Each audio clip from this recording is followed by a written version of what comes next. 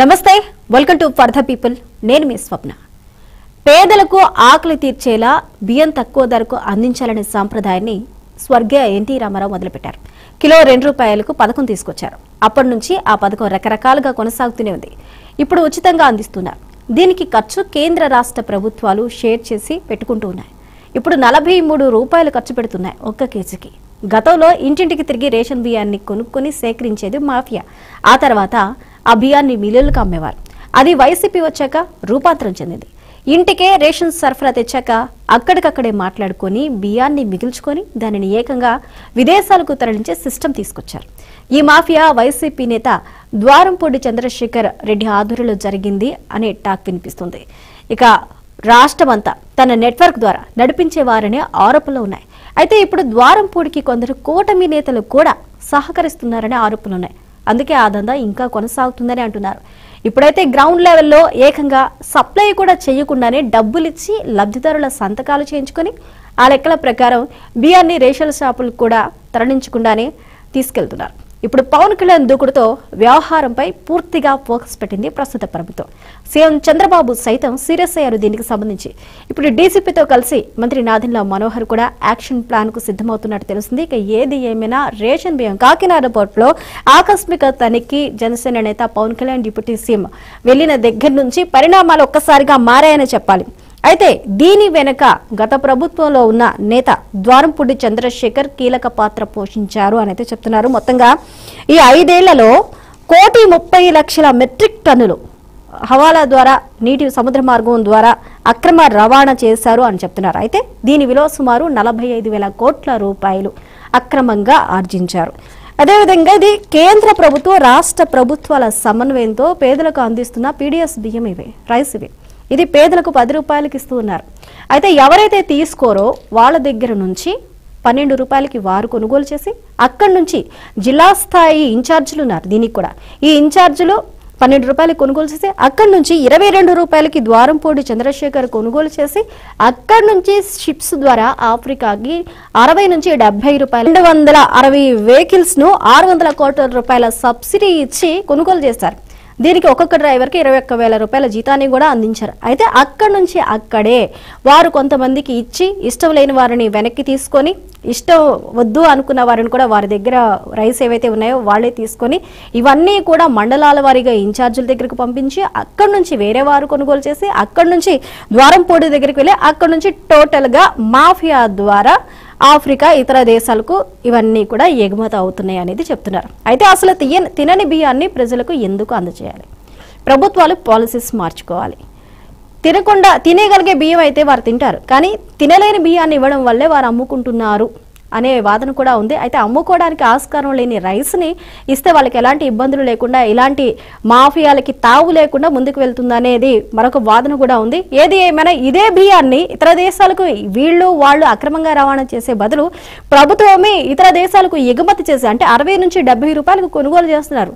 ఎగుమతి చేసి లబ్ధిదారులకి అవి వాళ్ళ ఖాతాలో అమౌంట్ వేసినా మంచి బియ్యం వారు కొనుక్కొని తింటారు. ఇటుపక్క ప్రభుత్వానికి లాభం వస్తుంది. అదేవిధంగా ప్రజలు కూడా ఈ విధంగా ఈ బియ్యాన్ని దొడ్డు బియ్యాన్ని తినకుండా అమ్ముకునే పరిస్థితి ఉంది. టోటల్ గా పాలసీస్ లో కూడా మార్పు రావాలంటున్నారు. ఏది ఏమైనా ఈ వ్యవహారంపై అయితే ప్రస్తుత ప్రభుత్వం టోటల్ గా ఫోకస్ పెట్టిందని చెప్పాలి. అయితే సీజ్ ద షిప్ అంటూ పవన్ కళ్యాణ్ చేసిన కామెంట్ అయితే ప్రస్తుతం ఎంత వైరల్ అయిందో తెలిసిందే. రాయపాటి అరుణ గారు అదేవిధంగా ఇదే అంశం గురించి మనతో పాటు డిస్కస్ చేయడానికి మనకి TDP national spokes person professor Joshna గారు, అదేవిధంగా జనసేన నుంచి రాయపాటి అరుణ గారు, అదేవిధంగా మనకి వైసీపీ నుంచి రేగడి లక్ష్మణ్ గారు, ఆమ్ ఆద్మీ పార్టీ నుంచి సీఏ నేతి మహేశ్వరరావు గారు, అమరావతి బహుజన జేఏసీ నేత పోతల బాలకోటయ్య గారు ఉన్నారు. మరి కాసేపట్లో మరో ఇద్దరు కూడా యాడ్ అవుతారు. అందరికీ నమస్కారం అండి.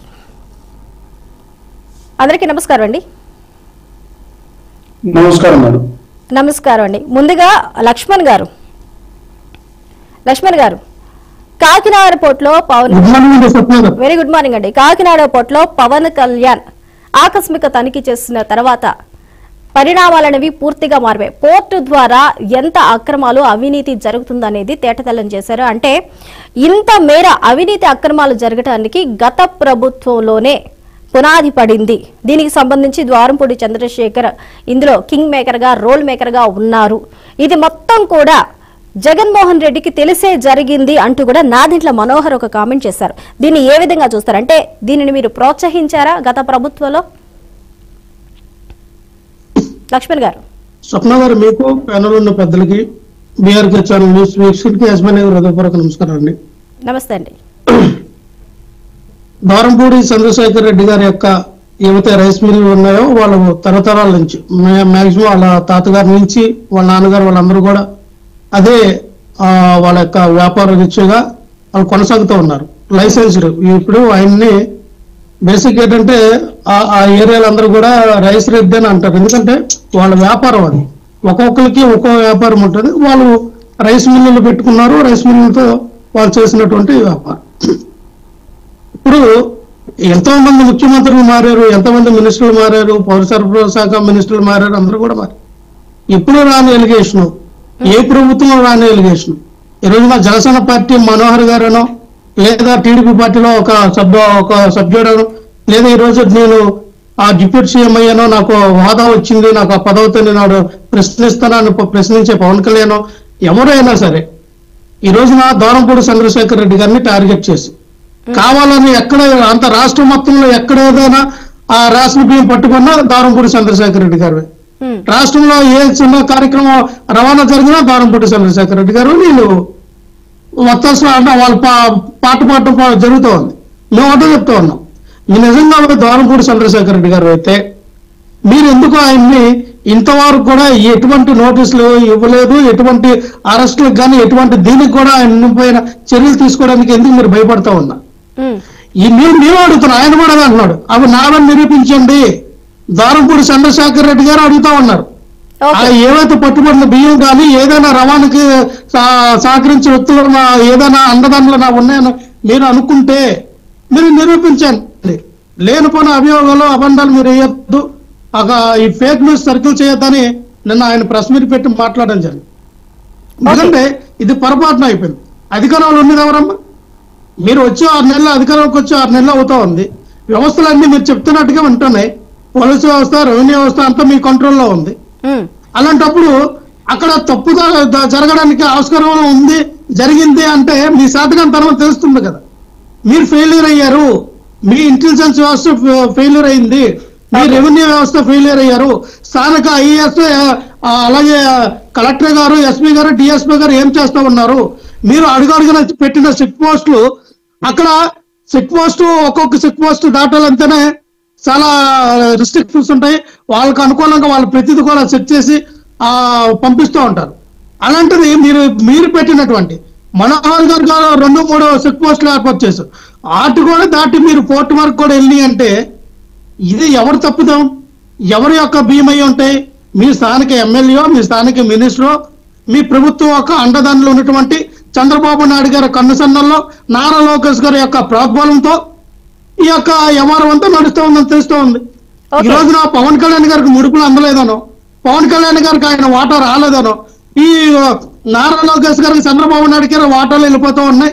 అరే నేను వెళ్ళి షిప్ మీద నిలబడి ఓజీ మాత్రం ఒక డైలాగ్ చెప్పి సీజ్ ద షిప్ అంటే మనకి రావాల్సిన వాటా మనకు వస్తుందేమని ఆయన మరి భ్రమలు కానీ కళలు కానీ మరి షిప్ మీదకి వెళ్ళి ఆల్రెడీ సీజ్ అయిన షిప్ నే సీజ్ ద షిప్ అన్నారంటే అసలు నాకు అర్థం కావట్లేదు. ఎందుకంటే ఇప్పుడు ఒకవేళ షిప్ ని సీజ్ చేయాలన్నా అది ఇంటర్నేషనల్ షిప్, అది ఎక్కడ నామా దేశం నుంచి అంటే ఆఫ్రికా దేశం నుంచి వచ్చినటువంటి స్టెల్లా ఎల్వన్న ఒక షిప్ ని సీజ్ చేయాలంటే ఒక మీకున్న అధికారం ఏంటన్నా? మీరు ఎలాగా అసలు రాజ్యాంగబద్ధంగా మీకు ఒక హోదా డిప్యూటీ సీఎం, జస్ట్ దానివల్ల మీకు ఎటువంటి అధికారాలు ఉండవు, ఎటువంటి పవర్ ఉండవు.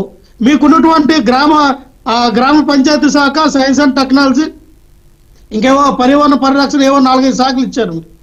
వాటి వరకే మీరు పరిమితం అవుతారు తప్ప మీకేదో ఉప ముఖ్యమంత్రి పదవి ఉందని మీకు అతీత శక్తులు ఒక సీఎం కు ఉన్నటువంటి పవర్స్ అయితే మీకు ఉండవు.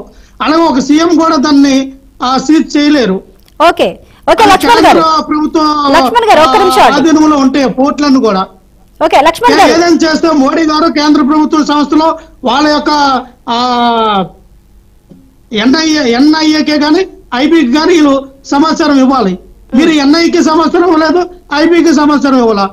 ఏమైనా ఐబీ కానీ ఎన్ఐఏ వాళ్ళు కానీ మీ దగ్గరకు వచ్చి ఏమైనా రండి మేము అసలు అలా షిప్ ఏం జరుగుతూ ఉంది, ఎందుకు 52,000 మెట్రిక్ టన్నులు బియ్యం దొరికినాయి, అసలు దీని కారకులు ఎవరు, అసలు ఏం జరుగుతుందన్న కథ మీరేమైనా ఇక్కడి నుంచి మీరు వచ్చిన 6 నెలల నుంచి మీరు అధికారంలో రాకముందు నుంచి 6 నెలల క్రితం ఇదే మనోహర్ గారు చాలా సార్లు అలిగేషన్ తీసుకొచ్చారు చంద్రశేఖర్ రెడ్డి గారి మీద. అంటే 1 year ఈ గ్యాప్ లో మీరేం సాధించారు, ఏం నిరూపించగలిగారు? లక్ష్మణ్ గారు ఒక్క నిమిషం అండి, లక్ష్మణ్ గారు ఒక్క నిమిషం